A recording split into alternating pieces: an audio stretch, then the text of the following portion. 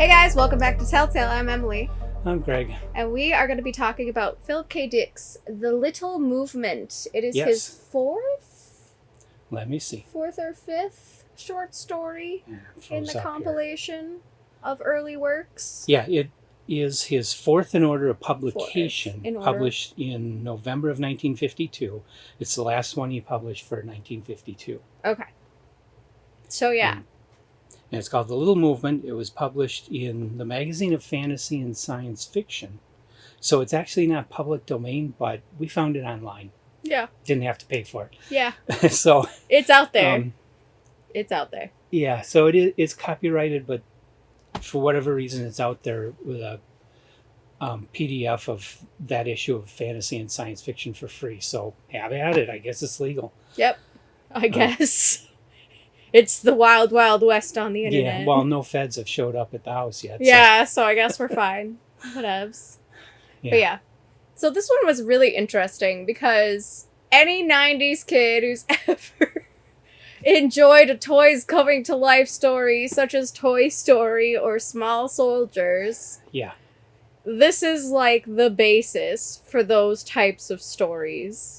I mean, there have been others, like the Nutcracker and things like that. I think the Nutcracker, to the best of my knowledge, the Nutcracker is the first one. Yeah. Where toys come to life. Yes, but this is the first one where it's toys versus toys.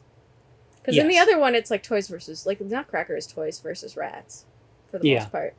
And then most of your movies, it's toys versus people. Yes. In this one in particular, it's toys versus toys. It is a little tin soldier gets picked up by a very nervous... Like, he's being sold by this really nervous peddler on the side of the road and is trying to, like, pick a particular child and adult. Because he recognizes that the adults have the money and the power, but the children are more easily influenced.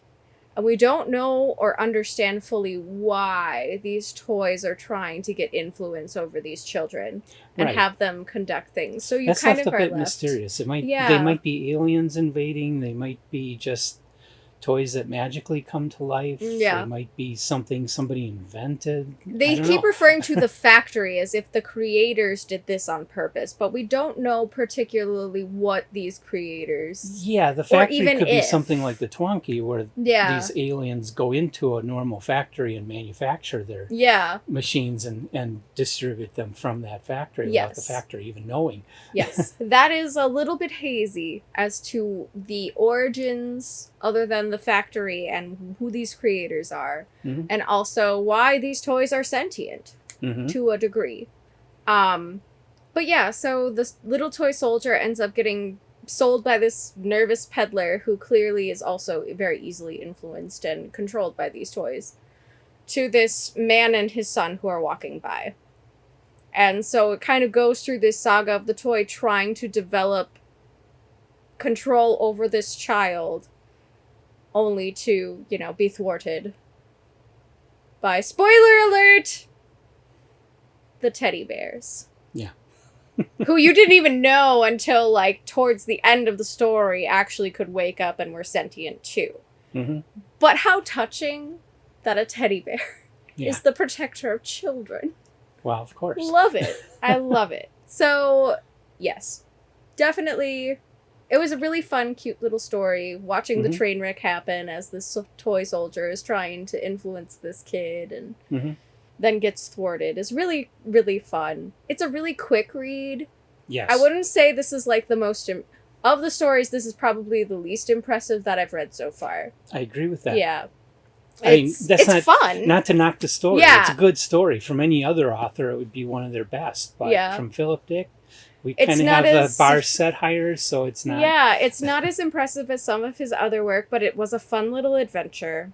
I liked it. I immediately thought of Small Soldiers when I started reading this, because it's, the factory puts this AI into these toy soldiers, and they have this action... Like, they take their battle between the good and evil soldiers too far, and the humans are caught in the crossfire, and it's just a nightmare. So it kind of seemed similar to that, only that the humans are largely left out of it other than the child himself. So But yeah, I wasn't super impressed with this one, but it was a fun little adventure. Like it wasn't like high literature, super thought provoking, or really deep in any manner. It was just a little toy soldier panicking and having an oh shit moment every 5 minutes. Mm-hmm. And it, the magazine of fantasy and science fiction has a specific type of story that it tends to publish, very much the Twilight Zone type of story. Yeah. I mean, they've published a lot that aren't really Twilight Zone episodes, but they also did publish a lot that did become Twilight Zone episodes. Yes, that's true. So that is true. Was kind of the forte of fantasy and science fiction. So I think he wrote it for the market. Yeah. And it was a better paying magazine and had right from the start, fantasy and science fiction was considered more literate. So it had a higher reputation for its authors than other science fiction magazines. So it's one that he wanted to be in. So he probably sat down and wrote a fantasy and science fiction story. Yeah. And that's what I liked about this, too, is that it did kind of blur the line between fantasy and science fiction. You aren't quite sure what it is. Yeah. You don't know if it's witchcraft or not. Science fiction, pretty much anything goes. Yeah. They've published everything, even authors like Tennessee Williams and Gore Vidal, I believe. Yeah, Visit to a Small Planet. Yeah. They published in fantasy and science fiction. Stephen King's Gunslinger stories were all published in fantasy and science fiction. Yep. So that's the kind of magazine it is, and that's what Philip Dick was specifically writing for with this story. Yeah. So it wasn't like high literature kind of short story, in my opinion. No, but once again, I mean, there were a lot of really good authors writing other really great stories back then, but the majority of science fiction being published back then was not as good as The Little Movement. This was still raising the bar for science fiction. Yeah. Even though it was in context it makes more sense. Pole. Yeah. Yeah. Of what I've read so far, this was probably like fun, but yeah. Every author has done those. Yeah. Yeah. So the next one we're going to do is actually really, really impressed me, but I won't get into that. We'll get into that in the next video. But like I say, you can get this one for free online if you dig for that old issue of Fantasy and Science Fiction in a PDF. Otherwise, this book is where I read it. Paycheck and Other Stories, published by Citadel Press. It's a used book. You can still find it pretty cheaply, though, online. Yeah. So yeah, it was a fun little adventure. I liked it for the most part. I loved the teddy bears being organized, too. That was a nice little twist. It was a little twist. I wasn't expecting that. I was expecting, like, the kid to probably just be like, screw you, man, and break the... Not the teddy bears coming to the rescue, but that was super... That was cute. I liked it. But, well, as Stephen King wrote, I forget the title of his story, he wrote a story about soldiers coming to life. But they were after the people. And the guy has these toy soldiers in his apartment all attacking him, firing missiles and stuff, bazookas at him. And he's trying to stop them, and, they have helicopters. Oh, gosh. So he's just... It just gets out of hand, and he loses. Oh, no. Yeah, the soldiers win. He gets moited. Yeah. By soldiers. So it's not always so easy to beat toy soldiers. No, when you have numbers, it's like fire ants, really. Yeah. Like, if you step on a hill of fire ants, you might die. Because they will definitely bite you and bite you and bite you until you're poisoned. And very uncomfortable.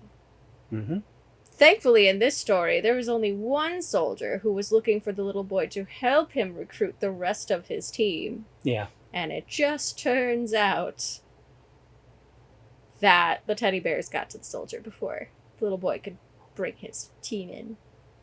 And they go smash. Yeah.